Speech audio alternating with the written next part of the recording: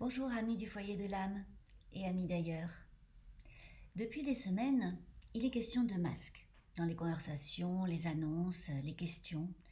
Des masques de protection, des masques conseillés, des masques obligatoires, des masques manquants, des commandes de masques, des distributions de masques, des masques chirurgicaux, FFP2, en tissu fait maison. Urgence, nécessité vitale. Cet objet si léger et si éphémère a pris une place considérable en ces temps de pandémie.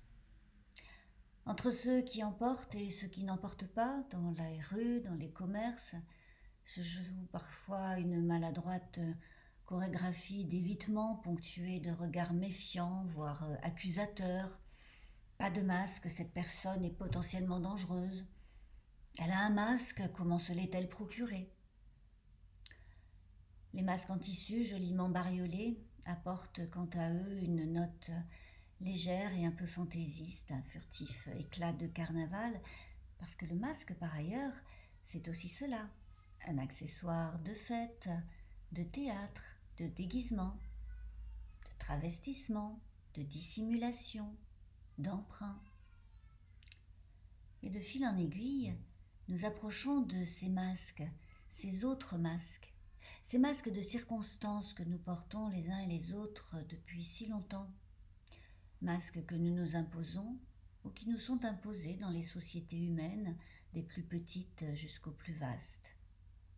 Des masques qui dissimulent ce que nous sommes, qui nous font apparaître autrement que ce que nous sommes.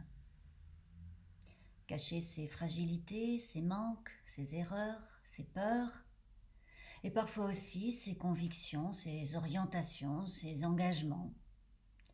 Montrer qu'on est fort, qu'on est aimable, qu'on remplit bien les critères requis par une norme ou qu'on remplit bien les attentes des autres. Masque, casque, maquillage, y compris même dans la quête d'une authenticité, d'une sincérité qui, devenue mode ou loi, ne sont rien d'autre qu'un retournement de masque. Et tout cela pour ne pas perdre la face. Alors le soupçon, l'accusation d'hypocrisie surgit rapidement. Faire semblant, faire comme si, avec en arrière-plan l'ombre sinueuse du serpent de la Genèse.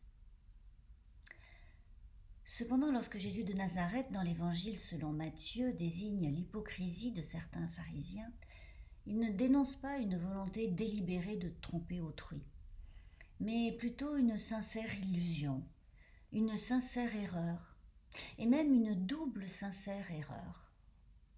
D'une part, celle de confondre la vérité avec ses propres convictions, et d'autre part, croire que la quête d'honneur devant les humains est compatible avec la quête de la justice devant Dieu. Alors pour en revenir au masque, nous ne sommes pas toujours conscients de ce que nous portons. Mais Pâques est passé. Pâques passe encore.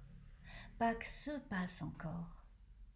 Et ce qui est relevé, ce qui est réveillé dans l'aube de la vie nouvelle, n'a pas besoin de masque, parce que ce n'est pas honteux.